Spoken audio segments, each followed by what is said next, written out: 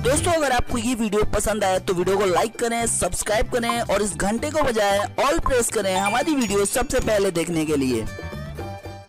दोस्तों बताना चाहूंगा पीएम किसान सम्मान निधि योजना की आने वाली है 7वीं किस्त। इन लोगों को नहीं मिलेगा इस स्कीम का फायदा। तो दोस्तों कौन से वो लोग हैं जिनको इस स्कीम का फायदा नहीं मिलेगा, आपको बताता चलूं कि 6 किस्तें आ चुकी हैं, 7वीं किस्त आना बाकी है और कब आएगी और किस किस को मिल सकता है इसका लाभ। तो पूरी जानकारी मैं आपको इस वीडियो में देने वाला हूं, बने रहे हमारे साथ वीडियो के लास्ट तक। बताता चलूं कि दिसंबर 2018 में शुरू हुई इस स्कीम के तहत केंद्र सरकार देश के किसानों को 3 किस्तों में साल भर में 6,000 रुपए की रकम ट्रांसफर करती है। हालांकि इस योजना के तहत कुछ शर्तें भी तय की गई हैं और ऐसे तमाम किसान भी हैं जो इस स्कीम का लाभ नहीं उठा सकते हैं। तो आइए आपको पूरी जानकारी देना चाहूंगा। पीएम किसान सम्मान निधि योजना के तहत देश के 11 करोड़ से ज्यादा किसानों को 1 दिसंबर से 7वीं किस्त जारी होने वाली है। देश के 9 करोड़ 19 लाख से ज्यादा किसानों को अगस्त से नवंबर के दौरान स्कीम की 6ठी किस्त की राशि ट्रांसफर हुई है।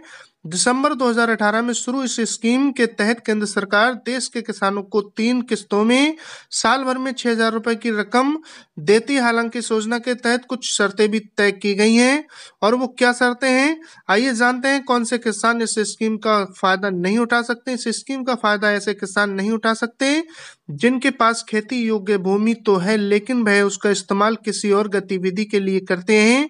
साफ है कि इस स्कीम का फायदा लेने के लिए जरूरी है कि खेती योग्य भूमि का कारोबारी इस्तेमाल ना हो रहा हो।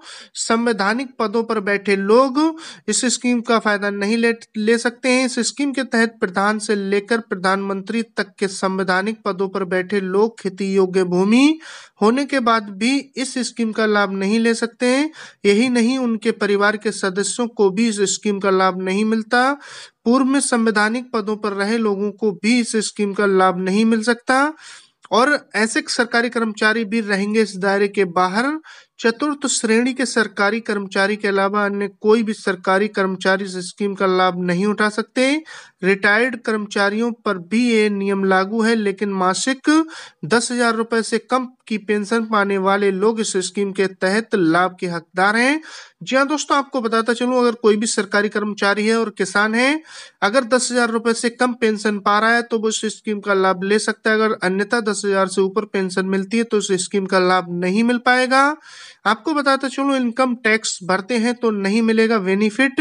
यदि आपके परिवार में कोई भी सदस्य इनकम टैक्स अदा करता है तो आप इस स्कीम का लाभ नहीं ले सकते।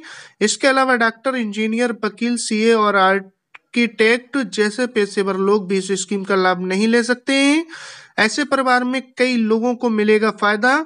तो मैं आपको बताता चलूं कि कैसे परिवारों में उठा सकते हैं लोग। परिवार में यदि पिता के नाम पर पीएम किसान स्कीम का लाभ मिल रहा है तो बंटवारे के बाद यदि जमीन कई हिस्सों में बढ़ती है तो सभी हिस्सेदार इस स्कीम के तहत लाभ के हकदार हैं। दिसंबर 2018 में पहली बार इस स्कीम के तहत 3 करोड़ 15 लाख से ज्यादा किसानों को 2,000 रुपए की रकम ट्रांसफर की गई थी।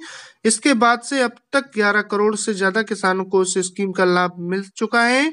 तो आपको बताता चलूं, जो मैंने आपको नियम कुछ शर्तें बताई हैं जिसके दायरे में अगर आप आते हैं तो आपको पीएम किसान सम्मान निधि योजना का लाभ मिलेगा, अन्यथा नहीं उठा सकते हैं।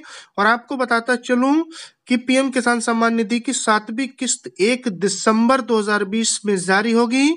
तो दोस्तों ये आपके लिए कैसे लगी जानकारी, जो मैंने आपको पूरी जानकारी दी है, कमेंट्स बॉक्स में जरूर अपनी राय लिखकर बता दें। मिलते हैं फिर नेक्स्ट वीडियो में नेक्स्ट जानकारी के साथ। आपने अपना कीमती वक्त दिया, तब तक के लिए धन्यवाद।